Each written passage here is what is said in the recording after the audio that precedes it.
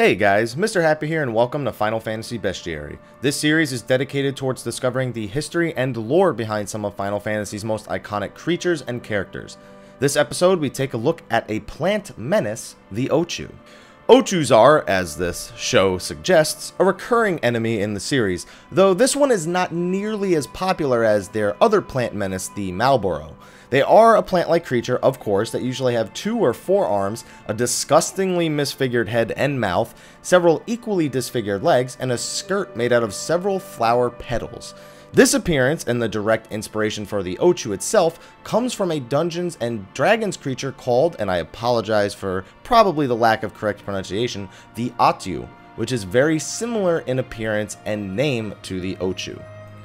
As for the creature's behavior, the Ochu is a rabid beast that seeks to consume nearby life to survive. At times, the Ochu can hide in the ground with its arms sticking out, giving off a scent that attracts nearby creatures.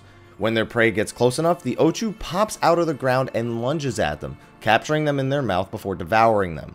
Some Ochus can also hunt out in the open, simply attacking any creatures not wise enough to stay away. Ochus have been a part of Final Fantasy since its first release, but did not become widely popular like some of the other creatures to be featured in subsequent titles. In fact, the Ochu's lack of popularity actually caused the developers of the original Final Fantasy to leave the creature out all the way until Final Fantasy VII, where it was actually called the Hochu, and even here it only appeared in the battle square. There was coding for a boss-like encounter with one in the ancient forest, but this idea appeared to have been scrapped. After Final Fantasy VII, Ochus began to appear a bit more consistently. In Final Fantasies 8 and 9, Ochus appear as enemies, but in very specific sections of the game, not being a widely common enemy. In Final Fantasy X, there was actually an optional boss early in the game called Lord Ochu, before they are encountered later in the Moonflow and in Mount Gagazet. In Final Fantasy XI, the Ochu actually had an interesting spot in the game during its earlier years. Until the expansion, Wings of the Goddess, came out, the only Ochu in the game was actually a Malboro just named Ochu, which caught newer players such as myself that were fans of the series a little bit off guard. However, in the Wings of the Goddess expansion, the Rafflesia enemy took on the classic Ochu look, and came with several super deadly attacks. In Final Fantasy XIII, the Ochu looks considerably different from his previous counterparts. They essentially are giant balls of plant life with giant mouths, whiskers, and 2 legs, though they are equally as threatening as the other versions of this creature. They have several powerful attacks and are regularly encountered alongside Microchus, which are basically mini Ochus.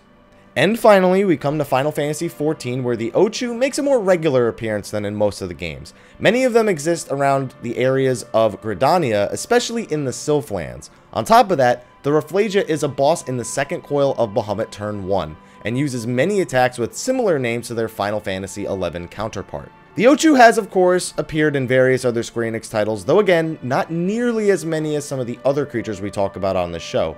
Basically, Tactics, Crystal Chronicles, and All the Bravest is the extent of it, but hopefully this creature gets flushed out a little bit more in the future. He's pretty cool.